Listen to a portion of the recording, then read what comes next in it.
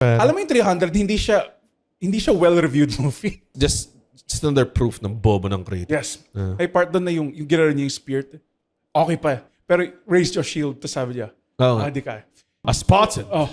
It must be able to form a phalanx. Yes, a phalanx. Yeah. Kailangan niya erase yung shield niya to defend yung katabi niya, yung weak side ng katabi niya.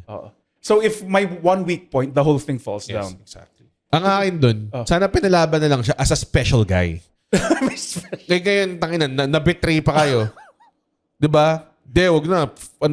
Mag-iib ka na ng tubig. Tangina, nakita mo, pwede mo ibato lang yan tapos labanan niya yung mga perma. Makakapat yan. Diba? Okay na rin yun. Diba? Tangina kasi ni Leonidas, ang bobo eh. May part doon na yung our arrows will block out the sun so we will fight in the shade. Diba nangyari? Ito pala yung sabi mo. Tapos nagtawanan sila. May joke time Nag-joke. Galing ng joke, parang callback. Ganun.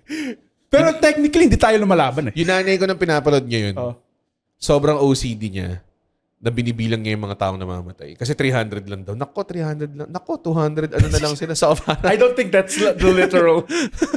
Siguro may off-screen deaths po. So parang nag-worry siya na may namamatay kasi ang konti na lang nila. So parang, I mean, it makes me point. Pero I think yun yung main point ng movie. Alam mo, mamamatay na sila eh.